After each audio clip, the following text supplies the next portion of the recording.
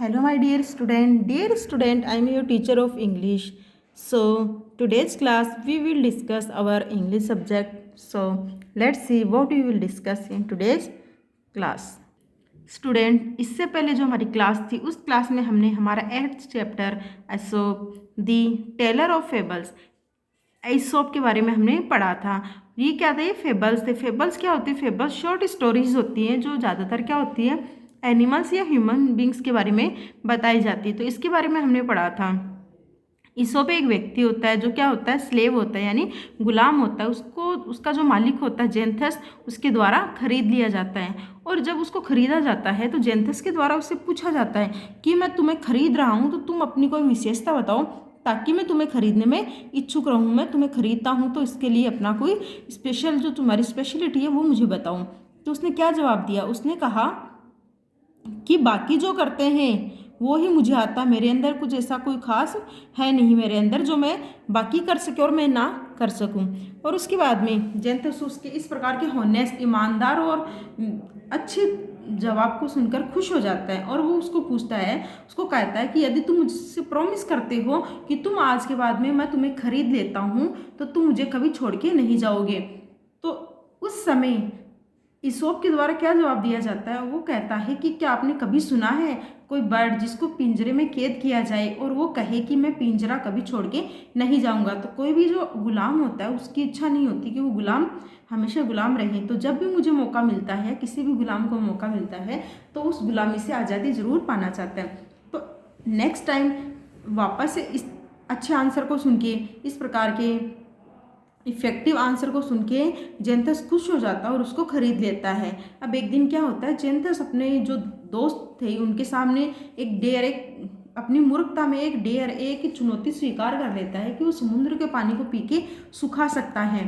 तो घर आके जब वो उसको बोलता है, अपने स्लेव जो कौन था, ईसोप, इसको कहता है कि आज मैंने फुली एक डेयर जो थी वो एक्सेप्ट कर ली। अब मैं इस डेयर को कैसे पूरा करूं? तो वो उसको बताता है कि मैं आपकी इस डेयर को कंप्लीट करने में मदद तो नहीं कर सकता, लेकिन मैं कुछ ऐसा आपको बता सकता हूं जिससे आप इस डेयर को अवॉइड कर सकते हो। तो उनके द्वारा क्या बताया जाता है? ईसोप के द्वारा उसे बताया जाता है कि आप समुद्र के पास जाएंगे और वहाँ आपका जो फ्रेंड है जिसके साथ में आपने ये चैलेंज एक्सेप्ट किया था, वहाँ आप जाके बोलेंगे कि मैं इस समुद्र को सुखा तो सकता हूँ, लेकिन इससे पहले आपको इन नदियों को बहने से रोकना होगा। ताकि ये बहना रुक जाए तो मैं इस पूरे पानी को पी सकता हूँ तो इस प्रकार से ईसोप का जो मालिक होता है जेंथस, वो इस डेयर से बच जाता है। कुछ दिनों के बाद में जेंथस अपनी पूरी जो नौकर हैं उनके साथ में कहीं यात्रा पे जाना होता है। तो जितने भी लोग थे उसके पास, जितने भी सर्वेंट थे, उन सबको वो कुछ बंडल्स देता है जिसमें काफ़ी सारा सामान होता है। तो अब ईसोप क्या था, ईसोप उसका फेवरेट सर्वेंट बन चुका था। तो ईसोप को उसने कहा कि तुम अपनी मर्जी का कोई भी एक लाइटेस्ट हल्का बंडल ले सकते हो। लेकिन जेंथस के द्वारा जब ऐसा कहा गया तो ईसोप ने क्या किया? ईसोप ने जो सबसे हेवी था, किसका, चपातियों का जो बंडल था, उस बंडल को उठाना एक्सेप्ट किया। ये देख के बाकी के जो सर्वेंट थे वो जोर जोर से हंसने लगे और कहने लगे कैसा मूर्ख है, सबसे हेवी जो है बंडल वो इसने उठाया है। लेकिन ये उसकी चतुराई ही थी, क्योंकि आगे जाने के बाद में वो सारी चपातियाँ खा ली गई और जितना भी वजन था वो सारा वजन खत्म हो चुका था। अब जितनी भी रफ रोड थी, रास्ते खराब थे, उन सब में ईसोप आराम से चला और बाकी के जो सर्वेंट थे वो उस बढ़ते हुए वजन के साथ में चलिए। तो यहाँ हमारी स्टोरी कंप्लीट हो गई। आज इसी स्टोरी के हम करेंगे क्वेश्चन आंसर। तो एक बार आप सबसे पहले रिवाइज कर लेते क्वेश्चन आंसर को, फिर साथ ही हम करेंगे इनके आंसर्स को। तो फर्स्ट है, what are fables, why are they called wise tales? Fables क्या होते हैं और इनको चतुर कहानी क्यों कहा जाता है? Next question is, what message does this story of mice give? चूहों की जो कहानी थी उसमें क्या संदेश दिया गया था? आगे है, what does the fox say after not getting the grapes? जब फॉक्स को खाने के लिए ग्रेप्स नहीं मिले तो उसने क्या कहा? आगे है, who was Aesop, what do we know about him? Aesop कौन था और हम उसके बारे में क्या जानते हैं? आगे है, what questions did Xanthus ask to Aesop? कौन से क्वेश्चन जो थे वो ईसोप से पूछे गए थे, किसके द्वारा? जेंथस के द्वारा। आगे है, what dare did Xanthus accept? कौन सी डेयर जेंथस ने एक्सेप्ट करी? आगे है, how did Aesop help Xanthus to get out of performing the dare. किस प्रकार से जेंथस की मदद करी थी ईसोप ने ताकि वो इस डेयर को पूरा कर सके। आगे है, ninth is, why did Aesop choose to carry the basket of bread even it was the heaviest load. Aesop ने जो सबसे भारी बास्केट था किसका, चपाती का, उसको कैरी करना क्यों स्वीकार किया। आगे है, why was the other servants loads heavier with every step they took. बाकी जो सर्वेंट थे उन्होंने जो वज़न उठाया था वो कदम दर कदम भारी क्यों होता गया। तो ये हमारे क्वेश्चन थे। इन क्वेश्चन को हम एक नोट में एक साथ करेंगे। तो देखिए डियर स्टूडेंट, फर्स्ट क्वेश्चन हमने रीड कर लिया था, एक बार वापस से देख लीजिए। What are fables, why are they called wise tales. Fables क्या होती है और उनको चतुराईपूर्ण कहानियाँ क्यों कहा जाता है। तो answer is fable is a short story. Fable जो होती है एक छोटी कहानियाँ होती हैं और उनको वाइस स्टोरी इसलिए कहा जाता है। दैट टीचेस ए लेसन, क्यों, क्योंकि वो हमें एक लेसन, एक पाठ सिखाते हैं, मोरल देखे जाते हैं, इसलिए इनको फेबल कहा जाता है। आगे, what message does the story of mice give. जो चूहों की जो कहानी थी उसने हमें क्या लेसन सिखाया, क्या मैसेज दिया। तो आंसर देखिए, दिस स्टोरी,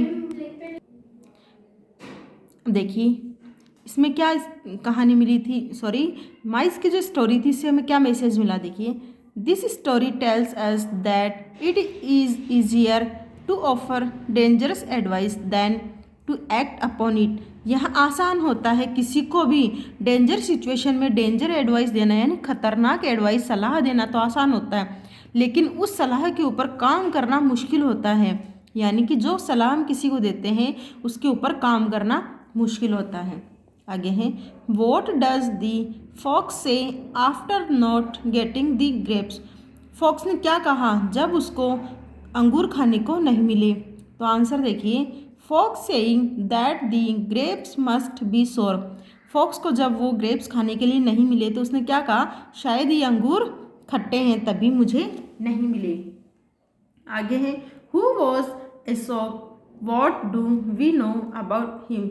ईसोप कौन है और हम ईसोप के बारे में क्या जानते हैं। तो देखिए, Aesop was a slave and do not know much about him except he was much wiser than his master. Aesop कौन था, ईसोप एक गुलाम था, जैसा कि हमने स्टोरी में पढ़ा था। ईसोप एक गुलाम था और उसके बारे में हम ज़्यादा नहीं जानते सिवाय इसके कि वो एक चतुर था। किसके कंपैरिजन में, उसके मालिक जो थे अपने मालिक की तुलना में वो ज़्यादा चतुर था। आगे हैं, what questions did Xanthus ask to Aesop. कौन से क्वेश्चंस जेंथस ने ईसोप से किए थे। तो देखिए, Xanthus asked what can you do. Xanthus ने पूछा कि तुम क्या कर सकते हो। तो ये क्वेश्चन जो था वो जेंथस के द्वारा ईसोप से पूछा गया। 6th क्वेश्चन देखिए, why was Xanthus pleased with the answer of Aesop. Xanthus Aesop के आंसर से खुश क्यों हो गया। तो देखिए क्या आंसर था उसका। आंसर उसका था, when Aesop said a bird in a cage that promise to stay in it so Xanthus was pleased. जब ईसोप ने कहा कि क्या आपने कभी सुना है कि कोई बर्ड जो है वो पिंजरे में कैद रहे और वहाँ से भागने की कोशिश ना करे, कि वो प्रॉमिस करेगी मैं हमेशा ही पिंजरे में रहूँगा। तो इस प्रकार के जवाब को सुन के जेंथस उससे खुश हो गया।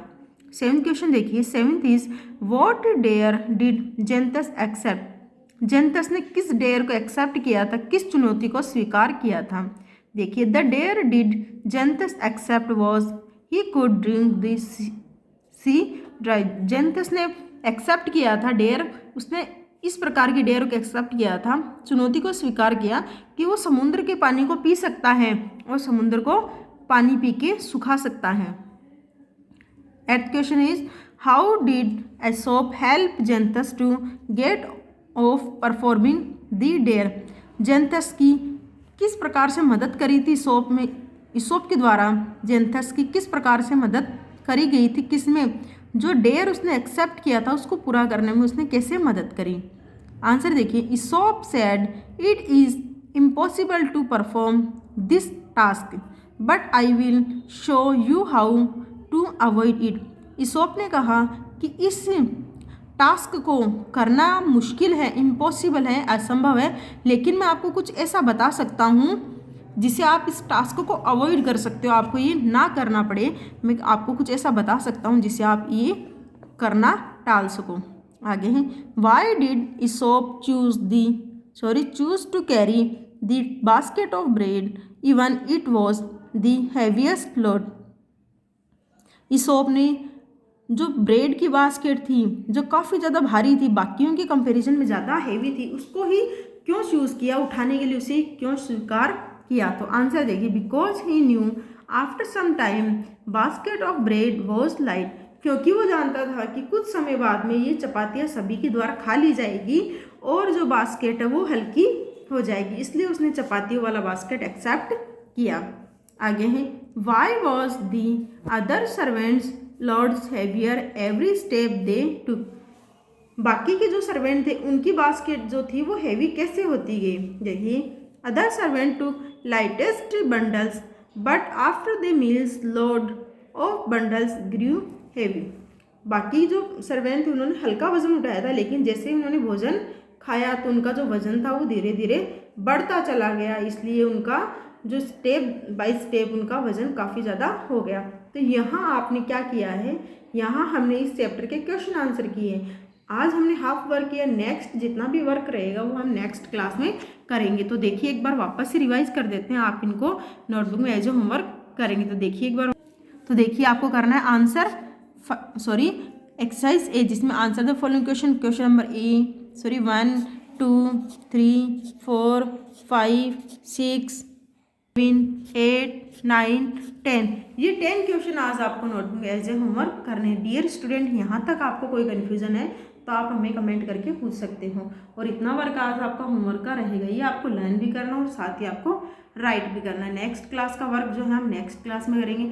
Thank you so much for watch this video. Have a nice day.